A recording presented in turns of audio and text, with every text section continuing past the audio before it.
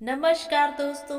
कहानियों की श्रृंखला में आज सुनेंगे मालती जोशी जी की कहानी चाहत। लेकिन उससे पहले मेरा आपसे विनम्र अनुरोध है कि अगर आपको मेरी कहानियाँ अच्छी लगती हैं तो मेरे चैनल को सब्सक्राइब ज़रूर करें, लाइक करें और अपने दोस्तों और परिचितों में शेयर भी करें। बेल आइकन दबाना बिल्कुल भी ना भूलें। आज सुनिए चाहत। नहाकर निकली ही थी कि रतन ने आकर सूचना दी, श्रीवास्तव बाबू आए हैं। उन्हें तो आना ही था, कल मेमो जो दिया था। एक ही दिन में सारी हेकड़ी निकल गई। अपना विजय दर्प मन में दबाते हुए मैंने कहा, बैठने को बोलो, मैं तैयार हो रही हूँ। तब तक पानी वानी पिलाओ और हाँ, अखबार दे आओ।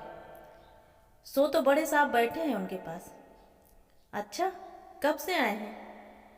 आप नहावे गई थी, तबई से तो आए हैं। मैंने सिर पीट लिया। इसका मतलब है बाबूजी पिछले 15-20 मिनट से श्रीवास्तव से बतिया रहे हैं। इस बीच उसने तो उन्हें खूब मस्का लगा लिया होगा। अब मेरे बाहर जाते ही बाबूजी उसकी सिफारिश शुरू कर देंगे। कभी कभी बाबूजी पर बहुत कोफ्त हो आती है। इतना बड़ा घर है, पर वे सुबह से जाकर ड्राइंग रूम में जम जाते हैं। मजबूरन हर आने वाले से उनका परिचय करवाना पड़ता है। परिचय के बाद वे जो शुरू हो जाते हैं तो रुकने का नाम ही नहीं लेते। आने वाला बेचारा अपनी कुर्सी में कसमसाता रह जाता है, पर उसे अपनी बात कहने का मौका ही नहीं मिलता। खासकर दफ्तर का कोई व्यक्ति आ जाता है तो बाबूजी पर जैसे सरस्वती प्रसन्न हो जाती हैं। अपनी 35 साला बाबूगिरी के अनुभवों का निचोड़ हर किसी को परोसने में उन्हें बड़ा आनंद आता है। उनके सामने तो मैं अपने मातहतों को ठीक से डांट भी नहीं सकती। वे तुरंत उनका पक्ष लेकर कोई कानूनी नुक्ता समझाने लगते हैं। कभी कभी दिलीप की बात सच लगने लगती है। वह कहता है, आखिर रहे तो बाबू के बाबू ही ना। बच्चे अफसर हो गए हैं पर इनकी औकात नहीं बदली। बिल्कुल ठीक कहता है दिलीप, लेकिन सिर्फ इसकी वजह से मैं दिलीप की तरह बाबूजी को देश निकाला तो नहीं दे सकती। तैयार होकर मैं बाहर निकली तो सबसे पहले अम्मा की खोज की। वे अपने इष्ट देव की पूजा में तल्लीन थी। उनका ध्यान बटाते हुए मैंने कहा, अम्मा, बाहर दफ्तर के कुछ लोग आए हैं, बाबूजी को जरा अंदर बुला लो। मैं कहूँगी तो अच्छा नहीं लगेगा। ठीक है, अम्मा ने कहा। उनके स्वर से साफ जाहिर था कि यह बात उन्हें अच्छी नहीं लगी है। बाहर जाकर देखा, श्रीवास्तव अकेले नहीं थे, साथ में बवेजा को भी लाए थे। तीनों में बड़ी घुट घुट कर बातें हो रही थी। मेरे कमरे में जाते ही वार्तालाप थम गया। सब लोग अपनी अपनी जगह पर खड़े हो गए। केवल बाबूजी बैठे रहे, क्योंकि अब वे बड़े बाबू नहीं थे, मैडम के पापा थे। बैठिए, मैंने नमस्कार के उत्तर में कहा। दोनों यथास्थान बैठ गए। मैंने जानबूझकर कोई बात शुरू नहीं की। मैं भीतर से बाबूजी के बुलावे की प्रतीक्षा कर रही थी। थोड़ी देर बाद वह आ ही गया। बाबूजी बड़ी बेदिली से उठकर भीतर गए। इस समय इस महफिल से उठना उन्हें बहुत अखर गया था। कहिए, बाबूजी के भीतर जाते ही मैंने अत्यंत रूखे लहजे में एक प्रश्न उछाल दिया। दोनों ने एक दूसरे की ओर देखा। श्रीवास्तव की शायद हिम्मत नहीं पड़ रही थी, इसलिए बवेजा ने गला साफ करते हुए बात शुरू की। मैडम, वो ऐसा है कि कहीं कुछ गलतफहमी हो गई है। आपको शायद। बवेजा बहुत सलीके से सिलसिलेवार अपने दोस्त की पैरवी में जुटा था, पर 2-4 वाक्यों के बाद ही मेरा दिमाग भटक गया था। भीतर जुगलबंदी शुरू हो गई थी। मुझे क्यों बुलाया था? बुलाती नहीं तो क्या करती? बच्चों जैसी हरकतें जो करते हो। जिंदगी भर तो भुगतती रही हूँ, मरा बुढ़ापे में भी चैन नहीं। 2 मिनट ठाकुर जी के सामने बैठना चाहती हूँ तो वह भी नहीं हो पाता। ऐसा हुआ क्या है, बताओ तो। तुम्हें घर भर में और कोई जगह नहीं दिखाई देती, बस बैठक में जाकर जम जाते हो। मेरा मन हुआ उठकर बीच वाला दरवाजा बंद कर लो, पर उस तरह की हरकत शायद बहुत अशोभन लगती। इसलिए मैंने घड़ी की ओर दृष्टिक्षेप करते हुए कहा, हम लोग दफ्तर में बात कर लें तो कैसा रहे? 10 बज गए हैं और अभी मुझे खाना भी खाना है। मैंने स्वर को यथाशक्ति सपाट बनाने की कोशिश की थी, पर अनुनय की एक क्षीण सी छटा उसमें आ ही गई थी। मुझे अपने ऊपर बहुत ही कोफ्त हो आई। ऐसा स्वभाव है तभी तो दफ्तर में डिसिप्लिन नहीं रह पाता। वे दोनों शायद मेरी मजबूरी भांप गए थे। नो प्रॉब्लम मैडम, उन लोगों ने उठते हुए विनम्र भाव से कहा, पर उनकी आंखें मेरा मजाक उड़ा रही थीं। मन ही मन वे इस स्थिति का खूब लुत्फ उठा रहे थे। मुझे मालूम था गेट के बाहर निकलते ही वे जोरदार कहा लगाएंगे। भीतर जंग अभी जारी थी। अम्मा हमेशा की तरह बाबूजी को कोस रही थी कि उनकी वजह से आज वे दर दर की भिखारी बनी हुई हैं। बाबूजी अपना पुराना अभियोग दोहरा रहे थे कि ऐसी नालायक संतान पैदा की है जो अपने आगे माँ बाप को कुछ समझती ही नहीं। मन हुआ चीख कर कहूँ, प्लीज चुप हो जाइए। दिलीप होता तो शायद कह भी देता, पर मेरी हिम्मत नहीं पड़ी। वैसे भी मुझे देखकर वे लोग पल भर को चुप ही हो गए थे। आप लोग अभी खाना खाएंगे? मैंने एक बेकार सा सवाल पूछ लिया। बाबूजी ने तो इस प्रश्न का जवाब देने की भी जरूरत नहीं समझी, मुंह फेर कर बैठ गए। अम्मा ने रूठे से अंदाज में इतना भर कहा, अभी तो मेरा जप जाप सब होना है। तुम्हें देर हो रही है तो तुम खाना खा लो। यह रोज का ही क्रम है। 10 बजे खाना खाने की उनकी आदत नहीं है, पर पूछना जरूरी है। जिस दिन चूक हो जाती है शाम तक ताने सुनने पड़ते हैं। मैडम, खाना लगा दूं? पंडित ने विनम्र स्वर में पूछा। हाँ, लगा दो। ये रतन कहाँ गायब हो गया? ड्राइवर आया था, शायद चाबी देने गया हो। खूब जानती हूँ, चाबी देने का तो बहाना होता है। खास मकसद होता है ड्राइवर को घर की खबरें सुनाना। फिर ड्राइवर साहब नमक मिर्च लगाकर उन्हें दफ्तर में प्रचारित करते रहते हैं। सच, कभी कभी अपनों की वजह से कैसी जिल्लत झेलनी पड़ती है, पर अम्मा बाबूजी हैं कि कुछ समझते ही नहीं। ये क्या हुजूर, अभी तो पहला फुल्का ही लिए बैठी हैं। पंडित गरम फुल्का हाथ में लिए उदास भाव से बोला। सॉरी पंडित, पता नहीं क्यों आज भूख ही नहीं लगी। तुम ऐसा करो, टिफिन लगा दो। और सुनो, भरवा करेले जरूर रखना, बहुत अच्छे बने हैं। मैंने उसकी हौसला अफजाई करते हुए कहा। हफ्ते में 4 दिन यही होता है, मेरी भूख गायब हो जाती है। टिफिन साथ में रख दिया जाता है, पर सारा सारा दिन गुजर जाता है, खाने का समय ही नहीं मिलता। भूख लगती है तो चाय बिस्किट पर गुजारा करना पड़ता है। अब ऑफिसर की कुर्सी पर बैठकर समोसा कचौड़ी खाना भी अच्छा नहीं लगता। थोड़ा डेकोर मेंटेन तो करना ही पड़ता है। दिलीप कहता था, दीदी क्या बताऊं, इन सास बहुओं की चकचक ने मेरा खाना हराम कर दिया है। हफ्ते में 4 दिन भूखे पेट ऑफिस जाता हूँ। यहाँ न कोई सास है न बहू, पर मैं भी हफ्ते में 4 दिन भूखे पेट दफ्तर जाती हूँ। दिलीप तो अपनी बात खुलकर कह भी देता है, पर मैं किससे कहूँ? कल को कविता कह देगी, बड़ी शान से माँ बाप को ले गई थी, अब भुगतो। जीप में बैठने से पहले आदतन लेटर बॉक्स की ओर नजर गई। खोल कर देखा, बस एक टेलीफोन का बिल था। उसे बैग में रखकर दोबारा ताला डालते हुए चोर नजरों से ड्राइवर की ओर देखा। वह भी इधर ही देख रहा था। कुछ शर्म सी आई।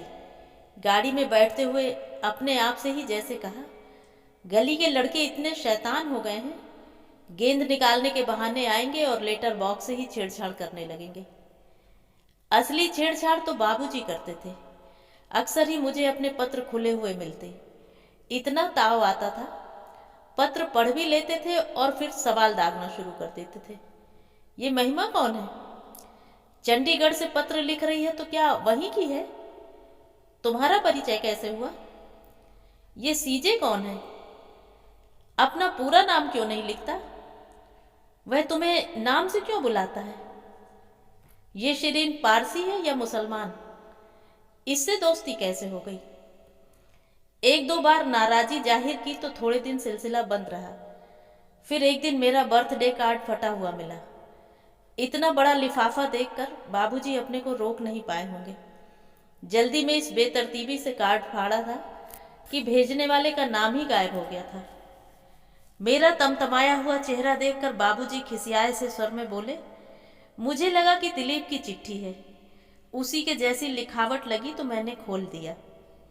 आपको दिलीप की लिखावट याद है? आश्चर्य है, मैंने व्यंग करते हुए कहा। पिछले 1.5 साल से तो उसकी कोई चिट्ठी नहीं आई है। उसका तो फोन आए भी एक अरसा हो गया होगा। फोन वाली बात याद आते ही मुझे बैग में पड़े टेलीफोन बिल की याद हो आई। धड़कते दिल से खोलकर देखा, थैंक गॉड, सिर्फ 1400। मैंने राहत की सांस ली। नहीं तो पिछले दिनों तो मेरी पागल होने की नौबत आ गई थी। 2,500-3,000 से नीचे का बिल ही नहीं आता था। पता चला दिन में दनादन एसटीडी कॉल हो रहे हैं। मामा, मौसी, बुआ, चाचा सबसे फोन पर गपशप हो रही है। फोन न हुआ मानो कोई खिलौना हो। 1-2 बार समझाया भी, जहां भी बात करनी हो रात में कर लिया करो, दिन में चौगने पैसे लगते हैं। तो जवाब मिला, उन बेचारों के यहाँ फोन थोड़े ही हैं, पास पड़ोस वाले मेहरबानी करके बुला देते हैं। अब पराये लोगों को रात में तो तकलीफ नहीं दी जा सकती ना। मैंने सिर पीट लिया। इसका मतलब है पार्टी के लाइन पर आने तक ये लोग फोन पकड़े रहते होंगे और मीटर भागता रहता होगा। बहस करना बेकार था। मैंने चुपचाप एसटीडी लॉक लगवा लिया। कह दिया कि बिल ज्यादा आने की वजह से बाहर की लाइन कट गई है। अपने ही जन्मदाताओं से इस तरह झूठ बोलने में शर्म भी आ रही थी, पर दूसरा कोई उपाय नहीं था। वैसे यह मंत्र भी मुझे दिलीप ने ही दिया था। अम्मा बाबूजी उसके यहाँ भी जब तब फोन लगा लेते थे। जब वहां थी तो अम्मा की बहू से एक पल भी नहीं बनती थी, पर अब यहाँ आकर बड़ा प्यार उमड़ रहा है। लेकिन बहू भी कम घाघ नहीं थी। उसने दिलीप से शिकायत कर दी कि ये लोग कुछ सोचते समझते नहीं हैं, भरी दोपहर में फोन करते हैं। मेरी नींद तो खराब होती ही है, बच्ची भी कच्ची नींद से जाग जाती है। बड़ी परेशानी होती है। तब दिलीप ने ही लॉक लगाने का सुझाव दिया था। इसके लिए उसने खास तौर पर दिन में ऑफिस में फोन किया था। बोला, इस मामले में लिहाज करोगी तो दीदी लूट जाओगी। कविता से आधी लड़ाई तो इसी बात पर होती थी। वह इन लोगों को फोन छूने नहीं देती थी। कहती थी, कहाँ बात करनी है मुझे बताइए, मैं लगा दूंगी। पर तुम कविता की तरह दबंग नहीं हो सकती, इसलिए चुपचाप लॉक लगवा लो। अपनों से छल करने का परिणाम यह है कि खुद भी कहीं बात करती हूँ तो लगता है चोरी कर रही हूँ। ऑफिस पहुंचकर लगा लोग मुझे ही घूर रहे हैं। यहाँ वहाँ गुच्छे से खड़े लोग शायद मेरे बारे में ही बात कर रहे थे, क्योंकि मेरे पहुंचते ही सन्नाटा सा खिंच गया। पल भर को शक हुआ, कहीं मेरी वेशभूषा अत्यधिक भड़कीली तो नहीं है, पर वह संभावना कम ही थी। ऑफिस के लिए तैयार होते समय तो मैं खास एहतियात बरतती हूँ। हो सकता है श्रीवास्तव ने कोई शगुफा छोड़ा हो, पर यह भी संभव नहीं था, क्योंकि वह तो अभी दफ्तर पहुंचा ही नहीं होगा। हफ्ते में 5 दिन लेट आता है, तभी तो एक्शन लेना पड़ा। केबिन में आकर कुर्सी पर बैठी ही थी कि मेज पर नजर गई। एक बड़ा सा कार्ड रखा हुआ था। लिफाफे पर बड़े बड़े रंगीन अक्षरों में इबारत थी, ललित बेट्स सुषमा। कार्ड हाथ में लेकर देर तक उन अक्षरों को घूरती रही। धीरे धीरे सुषमा का नाम धुंधला होता चला गया और वहां नजर आ रहा था ललित वेट्स दिव्या। अच्छा हुआ जो शर्मा जी उसी समय खांसते हुए केबिन में दाखिल हुए और मैं अपने दिवा स्वप्न से जाग गई। उनके आने का मंतव्य जानने से पहले मैंने अपना ऑर्डर दे डाला। शर्मा जी, वो शादी वाले बधाई कार्ड मिलते हैं ना, एक मंगवा लीजिए और मुझसे साइन करवाकर इस पते पर पोस्ट कर दीजिए। और सरसरी निगाह से भीतर वाला मजबून पढ़कर मैंने कार्ड शर्मा जी के हवाले कर दिया। तो अब समझ में आया लोग मुझे क्यों घूर रहे थे। जरूर यहाँ कुछ लोग हमारे एपिसोड के बारे में जानते होंगे। ललित ने जानबूझकर कार्ड ऑफिस के पते पर पोस्ट किया होगा ताकि सब लोग जान लें और मजा लें।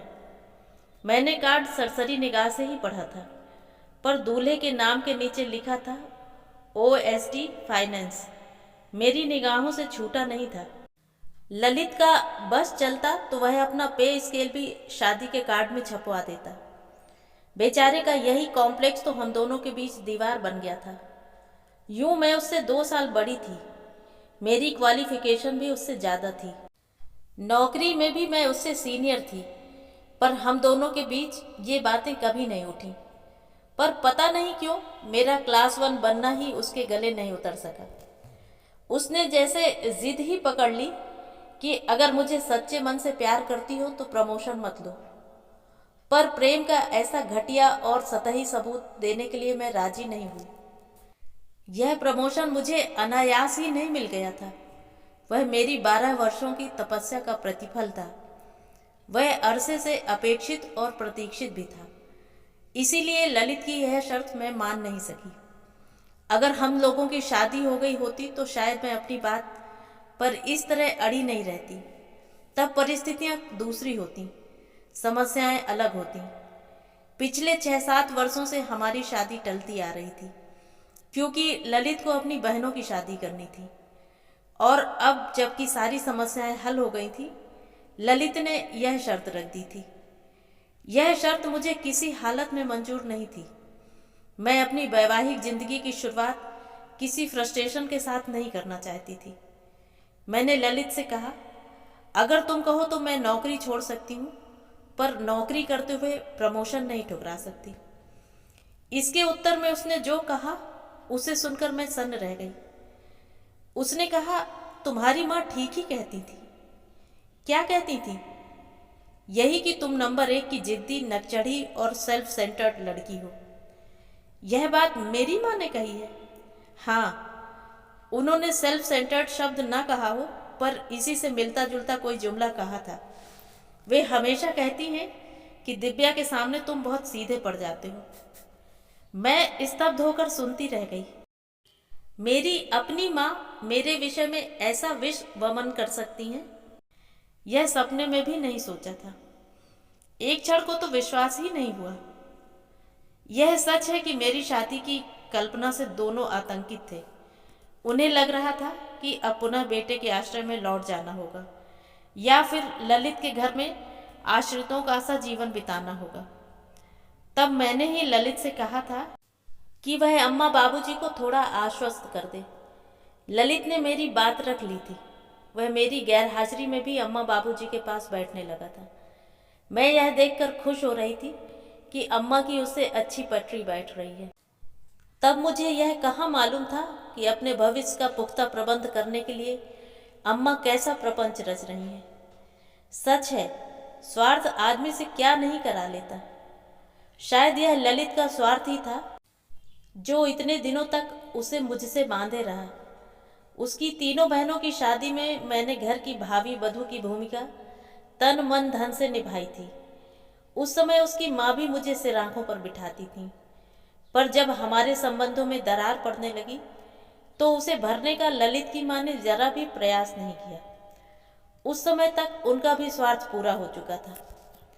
ऑफिस से लौटने के बाद चाय पीते हुए मैंने वह कार्ड अम्मा की तरफ उछाल दिया। अम्मा ने कार्ड उलट पलट कर देखा और पूछा, किसकी शादी है? तुम्हारे लाडले ललित की। अम्मा एकदम भड़क गईं। वह मेरा कहाँ से हो गया? वह तो तुम्हारी वजह से जरा सा मुंह लगा लिया था, तो क्या मेरा सगा हो गया? सगा तो अम्मा आजकल कोई किसी का नहीं होता। फिर ललित जैसे लोग तो किसी के सगे हो ही नहीं सकते। इस बीच बाबूजी बड़े ध्यान से कार्ड पढ़ रहे थे। बोले, लगता है अब तो वह भी क्लास 1 बन ही गया होगा। बिल्कुल बन गया होगा। उसकी जिद ही थी कि उससे पहले शादी नहीं करेगा। बाबूजी कुछ कहने को हुए, फिर पता नहीं क्या सोचकर चुप रह गए। अरे बुढ़ापे में अफसर हो गया तो कौन सा तीर मार लिया। अम्मा बोली, तू मन छोटा मत कर बबली। ईश्वर ने चाहा तो तुझे उससे भी अच्छा दूल्हा मिलेगा। जरूर मिलेगा। मैंने कहा, बुजुर्गों का, खासकर तुम्हारा आशीर्वाद रहा तो क्यों नहीं मिलेगा? जरूर मिलेगा। क्या मतलब? मैंने मतलब समझाने की कोशिश नहीं की। हंसते हुए वहां से उठाई। दूसरों के सामने नाटक करना एकदम सरल होता है, पर अपने आप को छलना उतना ही मुश्किल होता है। मैं समझ रही थी कि ललित वाला अध्याय एकदम समाप्त हो गया। अपने जीवन ग्रंथ से मैंने वे पृष्ठ फाड़कर फेंक दिए हैं, पर यह मेरा निरा भ्रम था। वह घाव अब भी उतना ही हरा था। जरा सा कुरेदते ही टीस उठा। राख में दबे होने के बावजूद शोले बुझे नहीं थे।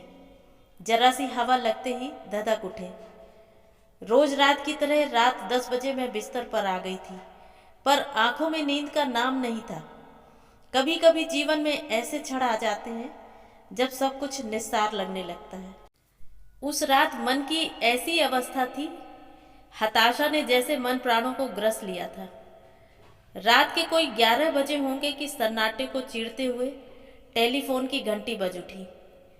पता नहीं क्या सोचकर मैंने पहले कमरे का दरवाज़ा बंद किया और फिर फ़ोन उठाया। ऐसा क्यों किया मैंने? मुझे किसके फ़ोन का इंतज़ार था? हेलो, मेरी आवाज़ कांप रही थी। उधर से दिलीप की आवाज़ आई, हेलो दीदी, सो रही थी? रात को 11:30 बजे शरीफ लोग सो ही जाते हैं। इतने दिनों बाद फ़ोन किया, वह भी इतनी रात को। सब खैरियत तो है ना? खैरियत ही समझो, समाचार देना था। बोलो। बिटिया हुई है। अरे तो शुभ समाचार कहो ना। कब हुई? 4 तारीख को। और तुम मुझे आज 4 दिन बाद खबर कर रहे हो? अरे कुछ ना पूछो, एक तो अस्पताल के चक्कर और घर में ये दोनों। मैनेज करते करते दम फूल गया। फ़ोन करने का समय ही नहीं मिला। गुस्सा तो बहुत आया, पर जब्त करके पूछा, कविता कैसी है? घर आ गई क्या? अभी कहाँ, ऑपरेशन का चक्कर है ना, टाँके खुलने के बाद ही आ पाएगी। अम्मा को भेज दूँ? नहीं नहीं, सो कविता की मम्मी आई हुई हैं। नर्सिंग होम में तो वो ही रहती हैं। घर पर उसके पापा और मैं खट रहे हैं। No problem. अच्छा, अब बंद करता हूँ। अम्मा बाबूजी कैसे हैं? अच्छे हैं। बात करोगे? नहीं, रहने दो। अब इतनी रात को उन्हें कहाँ जगाओगी? मेरा प्रणाम कहना। मैं छोटी बेबी के बारे में पूछना चाह रही थी कि कैसी है, किस पर गई है, पर दिलीप ने फ़ोन ही रख दिया। मजबूरन मुझे भी रखना पड़ा। कुछ देर तक सोचती रही कि अम्मा बाबूजी को यह खबर दे दूं कि सुबह तक इंतज़ार कर लूं। फिर सोचा कि मैं तो इंतज़ार कर लूँगी, पर अम्मा बाबूजी से ही जब्त नहीं होगा। फ़ोन की घंटी सुनकर ही उनके कान खड़े हो गए होंगे। अगर अभी उनके कमरे तक नहीं गई तो वे ही धड़धड़ाते हुए मेरे कमरे में चले आएंगे। कमरे से बाहर निकली तो देखा दोनों दरवाजे पर ही कान लगाए खड़े हैं। किसका फ़ोन था? दिलीप का। तुम तो कहती थी बाहर वाली लाइन कट गई है। कट गई है मतलब हम बाहर फ़ोन नहीं कर सकते। आने के लिए मनाही थोड़ी ही है। ओफो, बाबूजी झल्ला पड़े। भगवान, यह तो पूछ कि फ़ोन क्यों आया था। कविता के बिटिया हुई है। हे भगवान, फिर लड़की। बाबूजी के स्वर में निराशा साफ झलक रही थी। एक बेटा हो जाता, अम्मा बुदबुदाई। अरे कहाँ से हो जाता? बुजुर्गों की आत्मा कल्पाओगे तो बेटियां ही होंगी। जितना कमाया है सब ढोकर ले जाएंगी। बस भी करो, बाप होकर बेटे को शापते हो। अरे उसका बेटा होगा तो वह तुम्हारा भी तो कुछ लगेगा। उसके सहारे तुम्हारा भी नाम चलेगा कि नहीं? सच, दिलीप ने बड़ी गलती की। एकदम से जचकी की ही खबर सुना दी। कुछ पहले से अता पता होता तो मैं कुछ उपाय करती, मनौतियाँ मानती। कुछ नहीं तो पंडित जी को कुंडली दिखाकर एक आध अनुष्ठान ही करवा लेती। पर उसने तो हवा ही नहीं लगने दी। क्यों नहीं लगने दी जानती हो? सारिका के वक्त वह तुम्हारी पाबंदियों से तंग आ गई थी। इसलिए राधिका के समय कविता ने अपनी माँ को बुला लिया था। फिर भी तुम खबर लगते ही बिना बुलाए वहां पहुंच गई थी। इसलिए इस बार दोनों चुप बने रहे। तुमने भी तो कोई खोज खबर नहीं ली। एक बार तुम ही फोन कर देती। अम्मा के स्वर में आक्रोश था। फोन कर लेने से क्या होता है अम्मा? अगर उन्हें यह बात छिपानी थी तो वे छिपा ही लेते। और सच तो यह है कि जिनके बच्चों की नींद दादा दादी के फ़ोन से खराब होती है, ऐसे लोगों के यहाँ फ़ोन करने में मुझे कोई दिलचस्पी नहीं है। यह जिद तो अच्छी नहीं है बिटिया। इसका मतलब तो यह हुआ कि कल को हमें कुछ हो गया तो तुम उसे खबर भी नहीं दोगी। बेटे के होते हुए हमें उसके हाथ से मुखाग्नि नसीब नहीं होगी। गुस्से से मेरा सारा बदन जैसे जल उठा।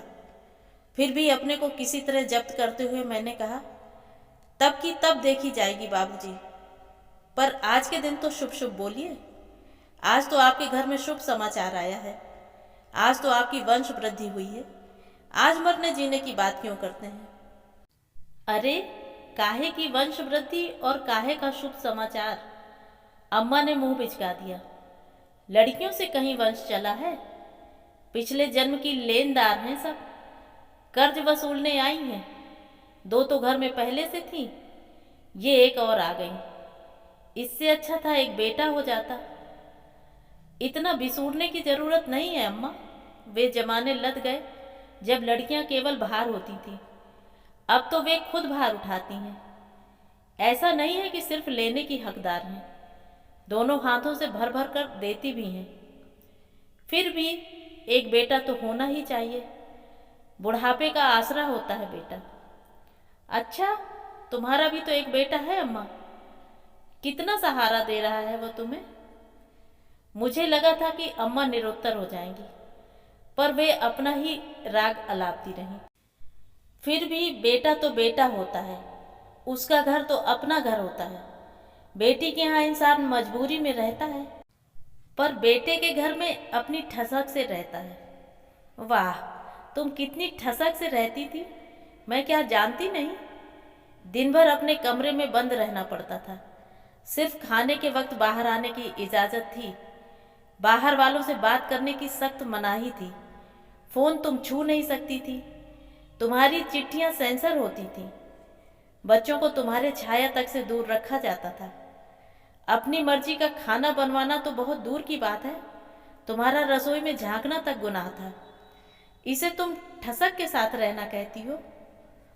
अम्मा कट कर रह गईं। उन्होंने सिर झुका लिया। किन्हीं भावुक क्षणों में उन्होंने ही ये बातें मुझे सुनाई थी और अब उन्हें पछतावा हो रहा था। बड़ी देर बाद उन्होंने सिर उठाया और डूबती सी आवाज में बोली, हमारा क्या है, हमें अब जीना ही कितना है। इतनी निकल गई है तो बची कुची भी निकल ही जाएगी। कहीं भी रहें क्या फर्क पड़ता है। पर दिलीप के यहाँ एक बेटा हो जाता। बेटा बेटा बेटा सुन सुनकर मेरे तो कान पक गए थे। अपने स्वभाव के विपरीत में चीख पड़ी, नहीं होगा, तुम कितना भी चाहो। अब दिलीप के यहाँ बेटा नहीं होगा। कविता ने ऑपरेशन करवा लिया है, समझ गई? क्या? दोनों मानो आसमान से गिर पड़े। बाबूजी ने दोनों हाथों में अपना सिर थाम लिया और अम्मा तो पेट पकड़कर एकदम जमीन पर ही बैठ गईं, जैसे उनकी कोख उजड़ गई हो। तो ये थी कहानी। कहानी आपको कैसी लगी कमेंट करके ज़रूर बताएं।